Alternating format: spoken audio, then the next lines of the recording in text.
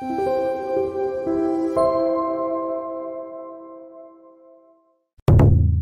저의 한 줄 평은 네. 이제 사람의 욕망을 주제로 한 천사와 악마, 저는 이렇게 얘기를 했는데 무슨 얘기냐면 저는 이제 그 약간 그 사람의 내면에 보면은 이렇게 사람을 홀리는 어떤 것이 있잖아요. 집착, 헛된 신념을 갖게 하는 속삭이는 악마 같은 존재가 여기에서는 아돌프 히틀러인 거죠. 그 아이한테는.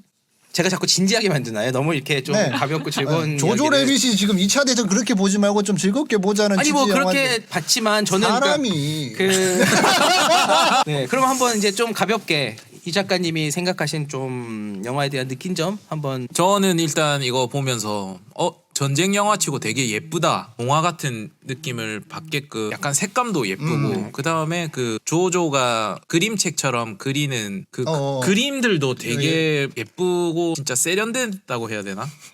뭐 그렇고 그 다음에 그 스칼렛 요한슨이 입고 나오는 옷들 그리고 마을 풍경, 독일군의 제복 이라든지 막 그런 것들을 되게 많이 신경 써서 촬영을 했구나라는 생각이 들면서 그게 또 다른 볼거리였다고 생각해요. 그러니까 저도 이런 지점에서 너무 화사한 거예요. 그래서 심지어 이게 뭐 이 영화를 보면서 떠오르는 영화로 인생은 아름다워도 떠오르지만 웨스 앤더스 감독의 이제 문라이즈 킹덤이나 그냥 그 감독이 만든 여러 가지 영화들처럼 약간 동화적인 그런 룩을 가지고 있으니까 환타지인가? 상상인가? 이러다가 갑자기 애가 침대에서 깼는데 이게 다 꿈이지롱 막 이럴라나?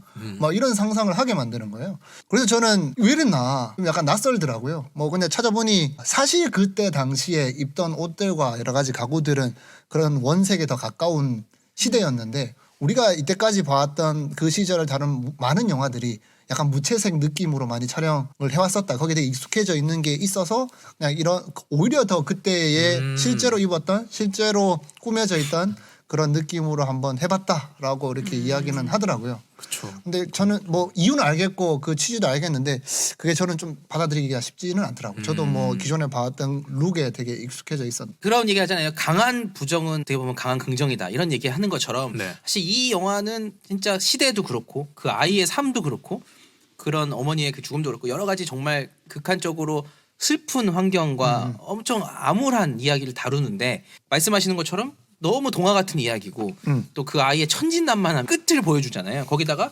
그 정말 멋있고 재밌는 마을의 모습. 특히 또 아까 말했던 것처럼 그 어머니가 죽어서 구두를 본 그 순간 그 다음에 나오는 장면에서 지붕 모습이 웃고 있어요. 이렇게 창문이. 그런 것도 굉장히 어떻게 보면은 극단적으로 나는 표현을 그 밝게, 창문이 웃는다는 느낌을 못 받았고 무섭게 지켜본다는 그렇죠. 그렇게 네. 느낄 수도 있죠. 사람마다 다르게 느낄 수 있지만 어쨌든 그런 표현하는 것들이 좀 더 역으로 극단적으로 가지 않았나 그런 표현을 해주잖아요. 이 영화의 그런 취지는 알겠으나 뭐 저뿐만 아니라 이렇게 그때 당시 홀로코스트를 다루는 내용인데 낙관적으로 이렇게 표현하는 게 맞나에 대해서는 아마 관객들이 여러 가지 호불호가 많이 갈렸던 것 같아요. 처음에도 이렇게 해도 되냐라는 비판적인 시선도 되게 많았고 뭐 최초 공개됐을 때 관객들도 처음에는 되게 안 좋은 평가를 많이 내리기도 했었고 근데 그런 평가들이 쌓이고 쌓이면서 좀 결과적으로는 굉장히 좋은 뭐 그래서 뭐 아카데미의 각색상도 받았겠죠.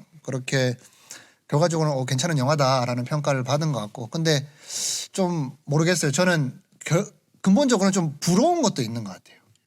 어떤 면에서요? 그 주제를 이렇게 표현할 수 있도록 사회가 굉장히 성숙해졌구나.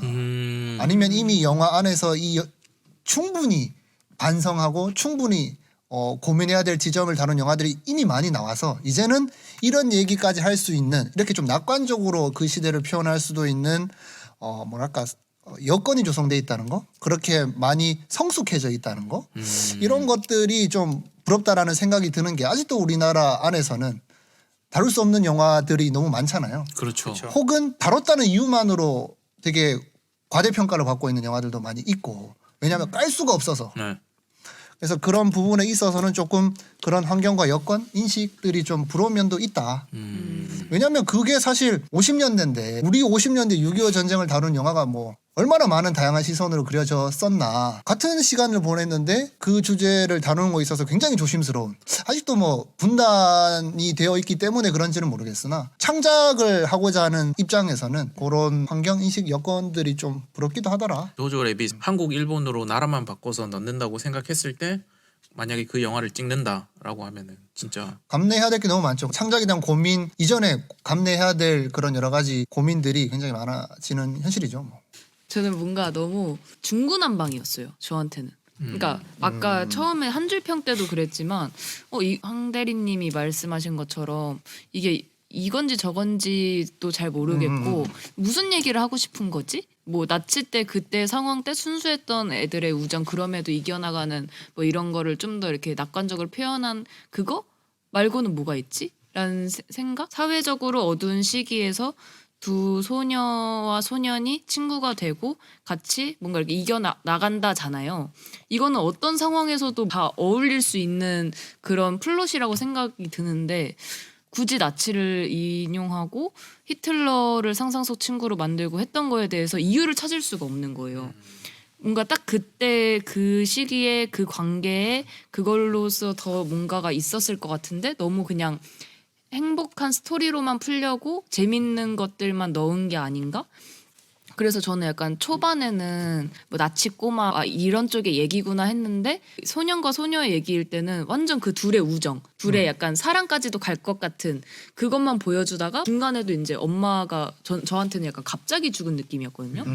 뭔가 자유 독일을 하는 종이를 보여주고 나서 조금 있다가 바로 신발 보여주니까 저는 약간 스칼렛 요한슨의 운동을 하는 거라든가 아니면 좀 더 활달한 활동이라든가 뭔가가 있은 후에 신발이 나오면은 이해가 될 텐데 뭔가 갑자기 죽은 느낌? 갑자기 칼을 꽂은 느낌? 저는 아까 한 줄 평에서 봤던 것처럼 이런 시대를 떠나서 한 사람들의 어떤 모습들에 대해서 좀 많이 보게 되더라고요. 그러니까 전쟁의 외적인 요소가 있고 또 그 내부에서는 어떤 사람들의 그런 희생과 삶과 어떤 애환이 있다라는 거를 중의적으로 많이 표현을 한 것 같은데 그게 이제 우리가 생각하는 어떤 시대적 감성이나 느낌하고 좀 안 맞는 부분이 있고 이렇게 서로가 좀 이거는 너무 어두운 환경인데 희화화시키다 보니까 이게 여러 가지가 너무 복합적으로 많은 걸 녹여내려고 하다 보니 이제 말씀하신 것처럼 공감이 좀 덜 되는 부분도 있고. 재밌네요. 이 영화가 아카데미 각색상을 받았는데 구성이 아쉽다는 얘기를 다 하고 있어가지고 역시 강단 있는 우리들. 저는 약간 뭐 이렇게 뭔가 영화가 아주 부족한데라고 느끼기보다는 감독이 이야기하는 방식과 주제가 내가 받아들이기 좀 약간 조마조마하다라는 입장이었고 사실 이렇게 이야기해도 되는지 모르겠는데 그렇게 깊게만 생각하고 심각하게만 생각해야 하나? 그냥 이때를 이렇게 볼 수 있게 이렇게 풀 수도 있잖아 라고 즐기시는 입장이라면 되게 알록달록하게 예쁜 배경 안에 네. 또 음악도 얼마나 좋아요. 거기에 맞춰서 춤도 추는데 그냥 그렇게 즐기고 넘어가고자 하셨던 분들은 거기에 대한 또 만족도가 있을 수도 있지 않나? 거기에 대한 만족도가 오히려 더 컸던 것 수도 같아요. 있죠. 네. 네. 처음에 저는 깜짝 놀랐어요. 비틀즈의 노래가 나오는데 되게 멜로디 익숙하게 듣고 있는데 잠깐 독일 말인 것 같은데 뭐 비틀즈가 독일어로 불렀나? 막 이런 생각이 들 정도. 또 그게 뭐 뒤에도 또 나오던데 감독이 음악 잘 쓰기로 유명하고 또 감독의 그 센스가 이렇게 시작이 되니까 그냥 그 연출이 음악부터 뭐 미술 뭐 연출 주인공 배우들을 다루는 연출까지 이게 하나의 패키지로 일관되게 오니까 참 역량 있는 감독이다 다재다능한 감독이다 이런 생각이 들더라고요. 저도 몰랐는데 그거 토르 예. 그 저는 본 영화 중에 영화 음악을 되게 잘 썼다고 1번이 딱 토르 그거.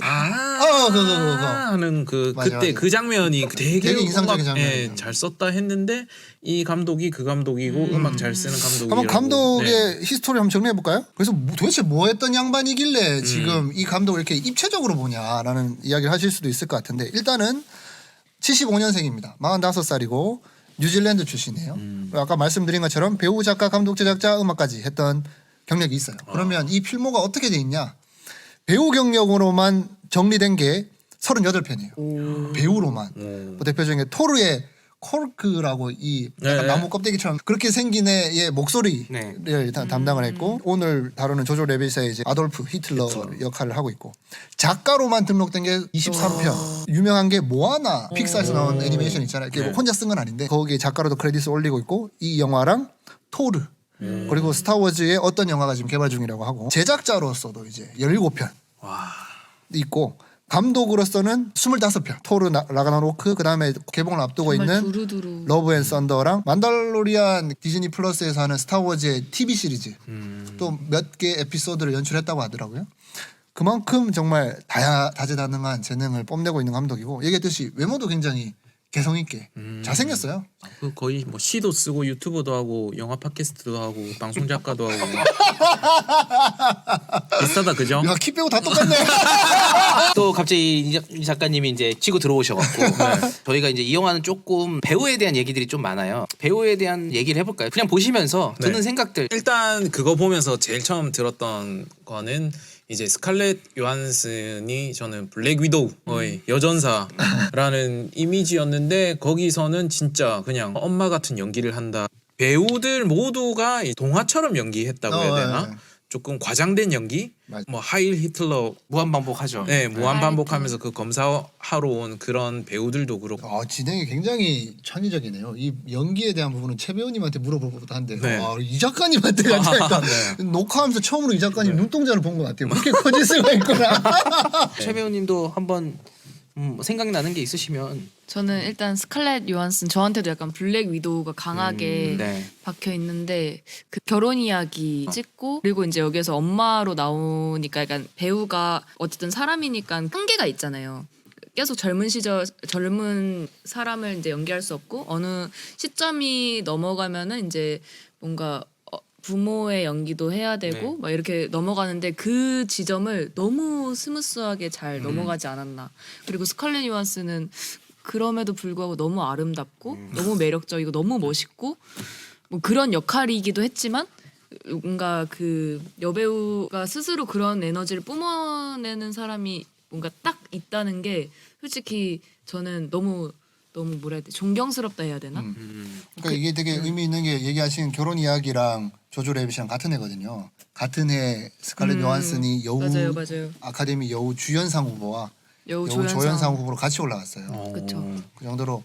근데 저는 스칼렛 요한슨 처음 본 게 사랑도 통역이 되나요 때부터 봐가지고 저는 첫 인상이 이제 연기파 배우가 이제 좀 대중적으로 알려지려고 블랙 위도를 한다. 라는 인상인데 이제 보통 이제 블랙 위도로 먼저 스칼렛 요한슨을 보면 액션 배우가 연기도 좀 하네 이렇게 받아들일 수도 있겠구나 이런 생각이 좀 드네요. 제가 되게 인상 깊은 스칼렛 요한슨의 연기하는 장면은 아빠 역할을 하는 장면이었어요. 갑자기 막 애가 막 책상을 쾅 치고 나쁜 행동을 하니까 뭐 아빠의 빈자리가 느껴지지 않도록 갑자기 이렇게 벽난로로 가서 얼굴에 이렇게 바르고 아빠의 행동 역할을 해주는 그 모습을 보면서 야 정말 좋은 부모다라는 생각이 들기 이전에 와 스칼렛 요한슨 연기 저 시퀀스는 진짜 힘들었겠다. 이제 뭐 재밌었던 거는 그냥 이거 뭐 정리를 하면서 거기 보면 이제 그 마을 안에 있는 모든 사람들을 어떻게든 다 써먹어요. 그 보면은 연합군이 쳐들어온 장면에서 그간에 출연했던 사람들의 네. 모습들이 하나하나씩 찍어서 보여주면서 이제 그들의 최후를 보여주는 거일 수도 있겠죠. 그리고 그들의 마지막 모습을 보여줄 수도 있고. 그래서 어떤 사람은 막 도망가고 어떤 사람은 막 무모하게 뛰어들어가고 또 되게 아이러니하게도 죽을 것 같은 요키는 되게 죽을 것 같았잖아요. 계속 그 몇 번을 넘기더니 결국 마지막에 동네 아저씨처럼 이 낫이 그 찢어진 낫이 있고 엄마한테나 가야겠다 이러고 가잖아요. 그러니까 그런 어떤 인물들과 그 사람들의 하나 캐릭터들을 살려서 사용하는 게 참 재능이 있는 연출하시는 감독님이시다. 뭐 그런 느낌도 많이 들었어요 보면서. 되게 이제 길게 녹한 것 같은데. 네 마무리를 맞아요. 해야 될 것 같은데 오늘 뭐 이것저것 사족이 또 길고 또 말이 많았다는 거는 또 그만큼 또 열띤 토론을 해야 될 일들이 많았다는 게 아닐까 생각이 들고요. 수고하셨습니다. 감사합니다.